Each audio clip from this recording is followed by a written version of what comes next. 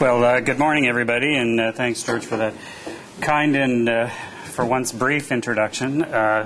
Very glad to be here, and frankly, a little bit surprised. I think you alluded to the fact that some of us were here just 10 months ago, actually. So I guess that means that Osgoode is either very forgiving or very forgetful for the things that I said the last time. Either way, I'm very happy to be back here to give an update on all the many things that are going on in Ontario with regards to transforming our electricity sector. For those of you who don't know what the Ontario Power Authority is and what we're about, we're an agency whose mandate is to ensure a sustainable and reliable electricity system for Ontario. And to that end, we do a number of things. Conservation is first on our list, so we have a number of programs. But we're also responsible for putting together the long-term electricity plan, integrated plan, for the province. You may have heard of something called an IPSP, and we'll talk about that a little bit more over the course of my remarks, as well as, no doubt, people that follow. And we're also responsible for tendering. So we do a large bulk of contracting, RFPs, standard offers, and the like. When I was here last June, I talked about some very historic changes that were underway. And at that point, the Act had just received royal assent. And it really has two focuses in it. One of them to promote a culture of conservation, and generally that's the one that gets a little less attention. The other key element of that act is that it looks at dramatically increasing the role of renewable energy sources. It also talks about enhancing the smart grid and a few other things, but really two of the leading elements are renewables and conservation, and that's really where the Ontario Power Authority comes in. We've certainly come a very long way in a very short period of time. So if you look at where Ontario was this time last year, it wasn't that the Act was a glimmer in the eye, obviously, but a lot of the corresponding elements that were enabled by the Act were still in the still in the design stages. And I'm here to speak from the perspective of one of the organizations that's putting the Act into practice.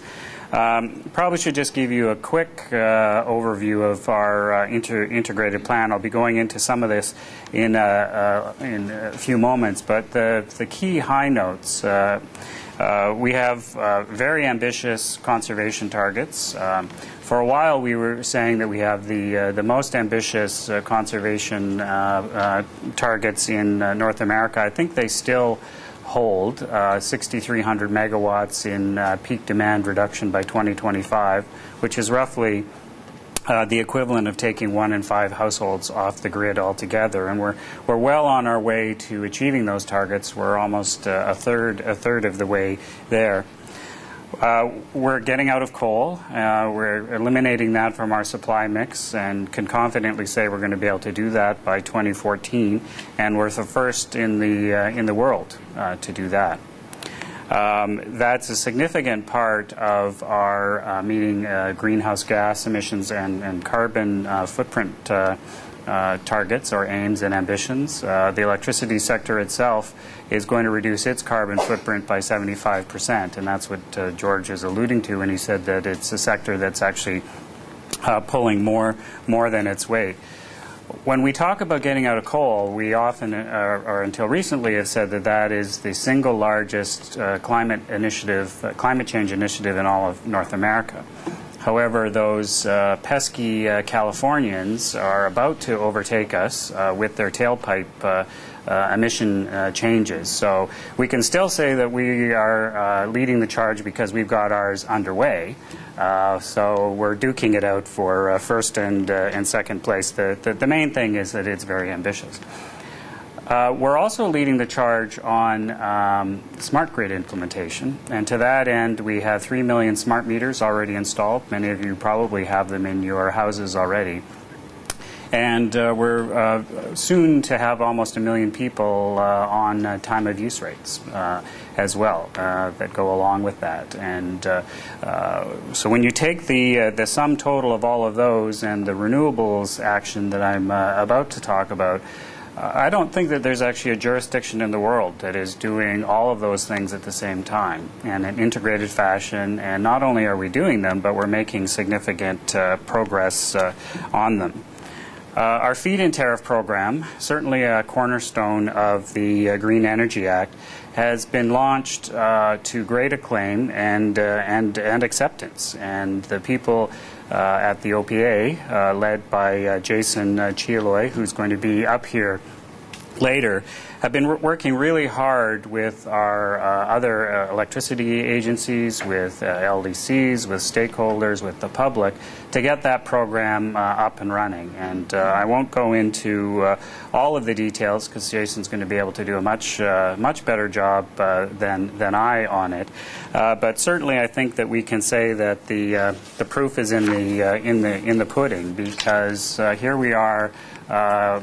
Just over a year later, with a program that went from design to launch, and we're about to enter a period where we're offering significant contracts, and more importantly, the economic activity that goes along with that. The facts and figures change daily, and it's a program that continues to remain open. But since the beginning of October, when we launched the program, we've received more or less, in the 9,500, 9,800 applications, and those represent about 9,700 megawatts of potential renewable power. And that is very significant because, just to put that in a little bit of context, we have about 35,000 megawatts of installed capacity in the province.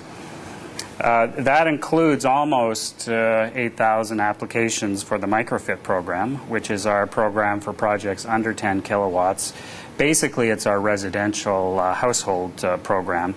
And we've already processed and provided conditional offers to a significant chunk of those, close to a third or so. And offers are basically going out daily, and hopefully at some point, if not already, some of you in this room will be thinking about putting solar panels on your roof, for example, and accessing the program.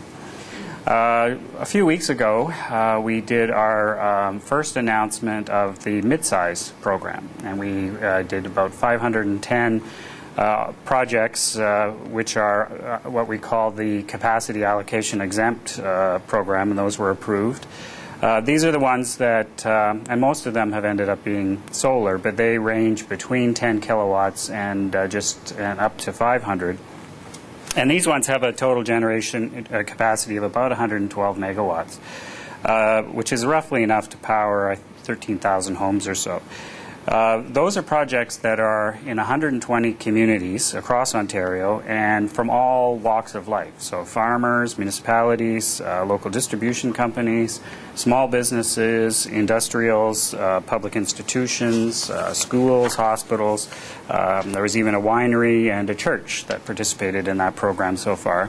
And if that doesn't tell you something about the widespread public acceptance of the FIT program, consider that Loblaws, a major retailer, has also been approved for rooftop solar in 136 of its Ontario stores, starting with the pilot project. So it's very, very exciting what we're doing. And we are very close to doing the announcement for the large FIT contracts, and those are the ones over 500 kilowatts. And you'll have to wait for all the very specific details, but we're very, very close to that. We might even see a media advisory going out today talking about when the announcement is going to be happening.